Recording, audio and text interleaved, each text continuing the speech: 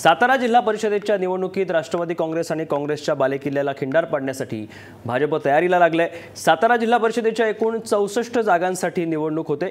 सत्ताधारी राष्ट्रवादी काँग्रेस आणि काँग्रेस समोर भाजप आणि शिवसेनेने आव्हान उभं केले। तर काही ठिकाणी काँग्रेसची हातमिळवणी करून सत्ता आपल्या ताब्यात घेत ठेवण्याचा राष्ट्रवादीचा प्रयत्न आहे। त्यांच्याच पक्षाचे खासदार राष्ट्रवादीचे खासदार उदयनराजे भोसले यांनी त्यांचं वर्चस्व असलेल्या मतदारसंघात वेगळी भूमिका घेत काँग्रेसला मदत करत कुरघोडी करण्याची सुरुवात केली। सातारा जिल्हा परिषद स्थापनेपासून काँग्रेसचा बालेकिल्ला समजला जातो। 1999 राष्ट्रवादीच्या स्थापनेपासून ते आज अखेर गेली 16 वर्ष सातारा जिल्हा परिषदेत राष्ट्रवादीची एकहाती सत्ता आहे। त्यामुळे आता यावेळी नेमकं काय चित्र असतं याकडे सगळ्यांचं लक्ष आहे। आपण पुन्हा एकदा अश्विनीकडे जाऊया। अश्विनी, सातारा जिल्हा परिषद निवडणूक, पंचायत समिती निवडणूक, साताऱ्याचा कौल, ग्रामीण भागाचा कौल कसा असेल असं वाटतं?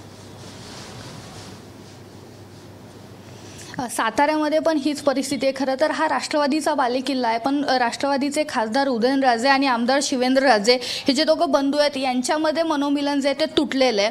त्यामुळं काही ठिकाणी उदयनराजेंनी काँग्रेसच्या उमेदवारांना हाताशी धरून एक वेगळी आघाडी करायचा प्रयत्न केलेला आहे। त्याचा फायदा जो आहे तो भाजपला होऊ शकतो।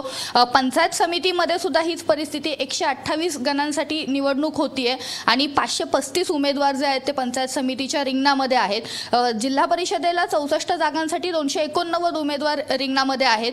तर इथं सुद्धा भाजपच्या जागा ज्या आहेत त्या वाढताना आपल्याला दिसतात। नगरपालिकाची झाली तिथं सुद्धा भाजपच्या 6 जागा ज्या आहेत त्या वाढलेल्या आहेत आणि अंतर्गत मतभेद जे आहेत ते उदयनराजे आणि शिवेंद्रराजे यांच्यामध्ये असतील। त्याचा फटका जो आहे तो राष्ट्रवादीच्या जागांवरती होईल।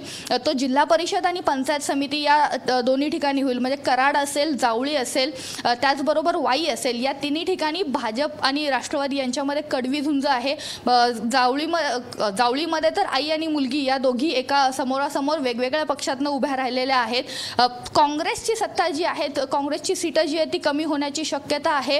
म्हणजे एकीकडे माजी मुख्यमंत्री पृथ्वीराज चव्हाण असं म्हणतात की नोटाबंदी आणि इतर ज्या गोष्टी आहेत त्याचा फटका भाजपला बसेल, पण इथं सुद्धा आपल्याला प्रचारामध्ये पाहायला मिळतं की काँग्रेस ज्या ताकदीनं काँग्रेसनं प्रचारात उतरायला हवं होतं त्या ताकदीनं प्रचारात उतरलेलं दिसत नाहीये आणि त्याचा फटका जो आहे तो त्यांना नक्कीच बसेल। तर दुसरीकडे राष्ट्रवादीमध्ये हा जो एक अंतर्गत बेबनाव सुरू झाला दोघा भावांमध्ये, त्याचाही फटका जो आहे तो बसेल आणि भाजपच्या जागा ज्या वाढतील असा अंदाज जो आहे तो वर्तवला जातोय।